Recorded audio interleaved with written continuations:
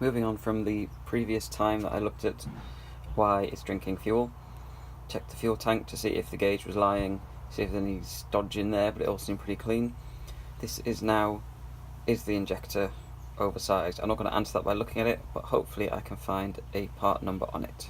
So before I take anything apart, this is the top of the engine. Point number one, definitely oil dripping from here, which is this thing, onto here. You can just see it there. That is definitely oil. So whether I need to be removing something, if pipes aren't clearing, if I should just be breathing to atmosphere, I think might be an option. I'll have a think about that one. First thing to show you, point number two, this is fairly basic stuff. This is not a clever injection system. It is basically, essentially a carb with an injector feeding the carb rather than just a passive system. So I'm going to get this injector out. I'm going to find out if I can get a decent serial number off it and see if it looks like it's knackered or anything obvious straight away. So this is the injector. All of the filters are very clean. There's definitely oil in here. The oil is far from over full, and as you can see it's clean, and I have left the barrier in there, so it's not like I've done anything stupid. This is an RP, and it says those numbers on the top, so I'm going to see if I can do a bit of research, find out if they even make these anymore. Right, injector back in, all looking very tidy in there except for a bit of oil.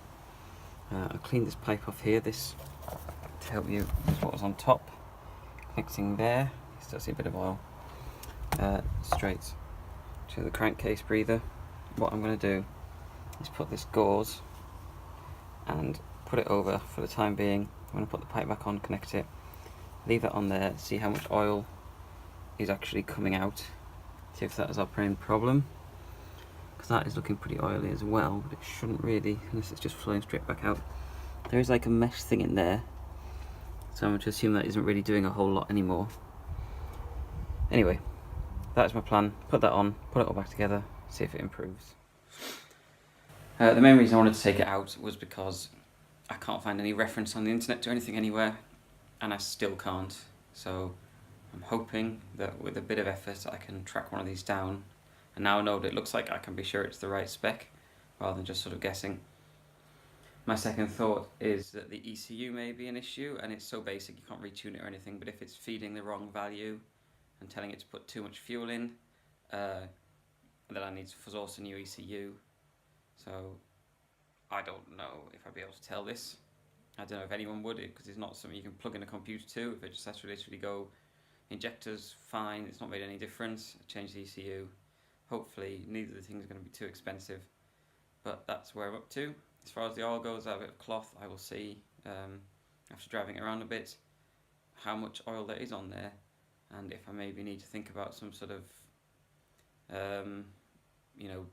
crankcase to air filter instead. So we'll see how that goes.